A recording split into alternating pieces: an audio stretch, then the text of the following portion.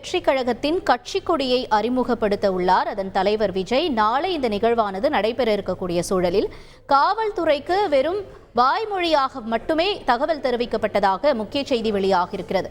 கூடுதல் தகவல்களை செய்தியாளர் சதீஷ்மணி வழங்க கேட்கலாம். சதீஷ்மணி, வணக்கம். இந்த நிகழ்விற்கு காவல்துறை தரப்பிலிருந்து என்ன சொல்லப்படுகிறது அனுமதி தொடர்பாக? தமிழக வெற்றி கழகத்தின் கட்சி கொடியை அதன் தலைவர் விஜய் நாளை அறிமுகப்படுத்த இருக்கிறார். இதற்கான முன்னேற்பாடுகள் தீவிரமாக நடந்து வருகின்றன. பனையூரில் உள்ள அந்த கட்சி அலுவலகத்துலதான் அந்த கொடி ஏற்றுவதா நிகழ்ச்சிகள்லாம் குறிக்கப்பட்டிருக்கு. இந்த பனையூர் அவருடைய கட்சி அலுவலகம் காணத்தூர் காவல் நிலைய கட்டுப்பாட்டுல வருது.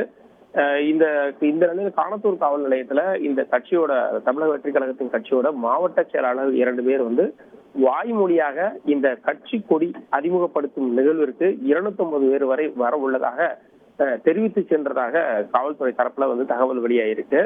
ஆனால் இது போன்ற ஒரு இன்டோர் மீட்டிங் அப்படி சொல்லுவாங்க. கட்சி கொடியை அறிமுகப்படுத்துற விழா எல்லாமே கட்சி அலுவலகத்துல நடக்கிறதுனால கூட்டம் 250 பேர் அல்லது அதற்கு மேலாக வந்தால் கண்டிப்பாக காவல்துறையிடம் முன் அனுமதி பெற வேண்டும் என்பது காவல்துறையை நடத்தக்கூடிய விதிகளில் ஒன்று.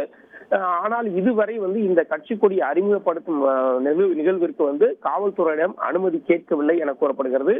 எழுத்துப்பூர்வமாக அனுமதி கேட்டால் மட்டுமே அனுமதி அளிக்கப்படும் என காவல்துறை தரப்புல தெரிவிக்கப்பட்டிருக்கு. கட்சி கொடியை அறிமுகப்படுத்தும் விழாவில் அந்த பகுதியில பனையூர்ல ஏராளமான தொண்டர்கள் கூடினால் அதன் காரணமாக போக்குவரத்து பாதிப்போ அல்லது இயல்பு வாழ்க்கை பாதிக்கப்பட்டால் அது தொடர்பாக நடவடிக்கை எடுக்கப்படும் என காவல்துறை தரப்பிலும் தெரிவிக்கப்பட்டிருக்கு. தொடர்ந்து இந்த விவகாரத்துல இதுவரைக்கும் எழுத்துப்பூர்வமான ஒரு அனுமதி கேட்கவில்லை என காவல்துறை தரப்புல தெரிவிக்கப்பட்டிருக்கு. உங்களுடைய விரிவான தகவல்களுக்கு நன்றி சதீஷ்மணி. செய்திகளை உடனுக்குடன் தெரிந்து கொள்ள உடனே சப்ஸ்கிரைப் பண்ணுங்க.